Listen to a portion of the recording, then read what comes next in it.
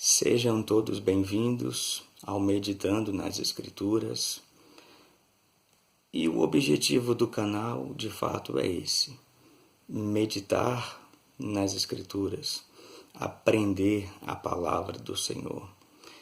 Eu gosto muito de estudar sobre teontologia, que é a matéria dentro da teologia que estuda sobre o ser de Deus. É muito importante aprendermos sobre Deus, sobre o seu ser, sobre as suas obras, sobre as suas características. Então, eu quero compartilhar com todos, neste dia, sobre os nomes de Deus. E as Escrituras nos mostram uma variedade de nomes de Deus que nos levam a aprender sobre o seu caráter, sobre as facetas do seu ser, sobre os seus atributos, sobre as qualidades que lhe são próprias.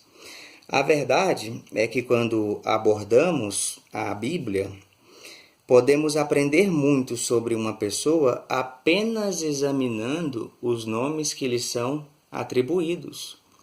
E não é diferente com Deus. Em relação ao Senhor, quando estudamos os seus nomes, estudamos o seu caráter.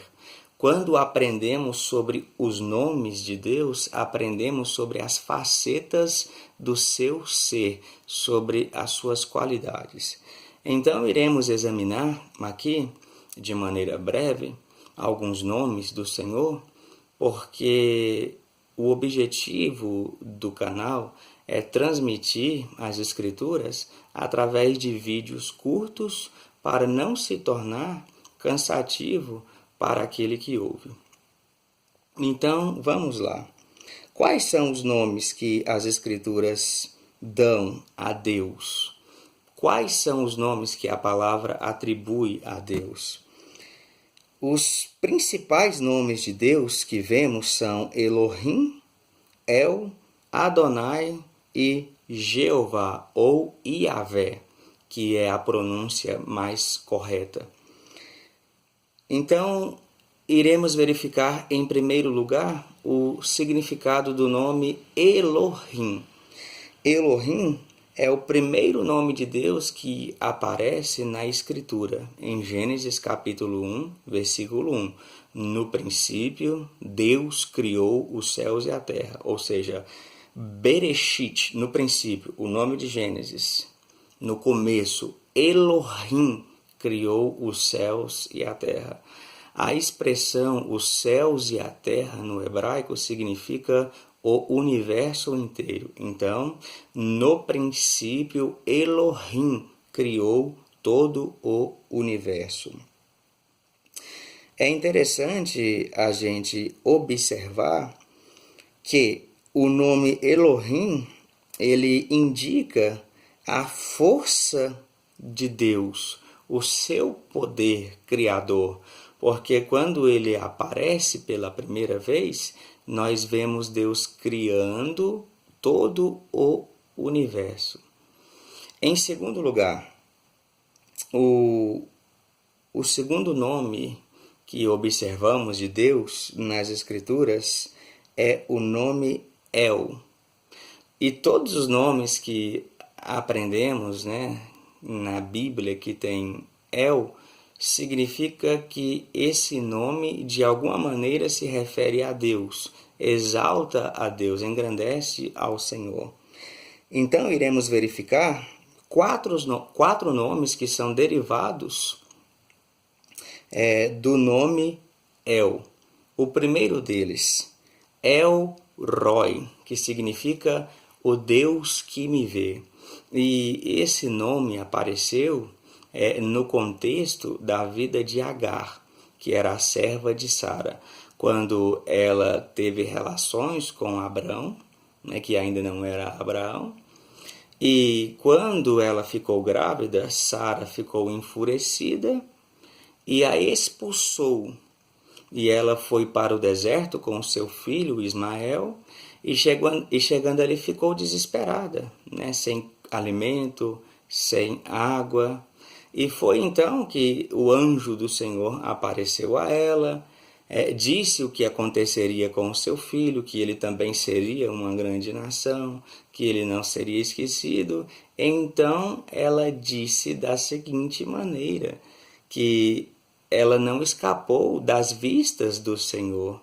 E o Senhor é aquele que a enxergava, que a via. Daí veio o nome El Roi, o Deus que me vê. Através do contexto de Gênesis, capítulo 16, ali no versículo 13, nós vemos Agar trazendo essa verdade sobre um dos nomes de Deus. O segundo nome de Deus, composto do El, é o El Elyon, que significa o Deus Altíssimo. E tem dois textos que nos fazem lembrar sobre a questão do Deus Altíssimo. O primeiro deles está em Gênesis 14, do versículo 18 ao 20, quando Melquisedeque, rei de Salém, abençoa Abraão no nome do Deus Altíssimo, ou seja, no nome do Deus El Elyon. Então, esse é o primeiro texto que nos faz lembrar. O segundo é o texto de Isaías 14, versículos 13 e 14, que muitos acreditam que pode ser uma alusão ao diabo antes da queda, mas ali no contexto está falando sobre o rei da Babilônia, quando ele, orgulhoso, altivo, diz: eu subirei acima das estrelas de Deus, exaltarei o meu trono acima do trono de Deus e serei semelhante ao Altíssimo, ou seja, ao El Elyon. Então, este é o segundo derivado do nome El, El Elyon. O terceiro nome que é derivado de El é o nome El Shaddai, que significa o Deus Todo-Poderoso. E podemos verificar isso no contexto de Gênesis capítulo 17. Ali, Deus ele se revela a Abraão como o Deus Todo-Poderoso, El Shaddai, porque Abraão vinha de um momento de necessidade em sua vida por haver se desviado do propósito de Deus com Agar. Então é quando Deus se revela a ele como Deus Todo-Poderoso, que não existem impossíveis para si. O contexto é esse.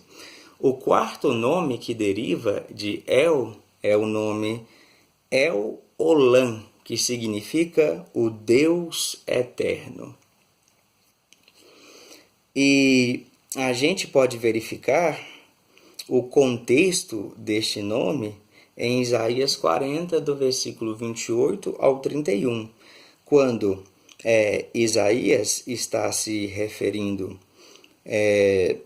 ao primeiro e o segundo advento de Cristo, e então ele começa a contrastar o imensurável poder do Deus verdadeiro, a miserável impotência de todos os ídolos. E aqui nós precisamos entender que o Deus que é El Olam, ou seja, Deus eterno, é o Deus que não tem princípio, não tem meio e jamais terá fim. Ou seja, Deus não tem idade. Então, a nossa capacidade não consegue compreender, porque a nossa mente ela pode retroceder no mais longínquo período do passado e jamais encontrará um tempo em que Deus não haja existido. A nossa mente pode voar nas asas da imaginação para trilhões de anos para o futuro e jamais encontrará um tempo em que Deus deixará de existir. Então, ele é eterno.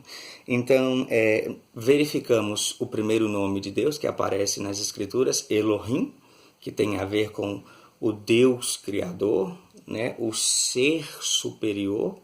Verificamos em segundo lugar o nome El, e dentro do nome El, os seus derivados são El Elyon, El Roi, o Deus que me vê, El Elyon, o Deus Altíssimo, El Shaddai, o Deus Todo-Poderoso, e El Olam, que é o Deus Eterno. Nos próximos vídeos eu vou continuar sobre este assunto, os nomes de Deus. Deus abençoe a todos, irmãos.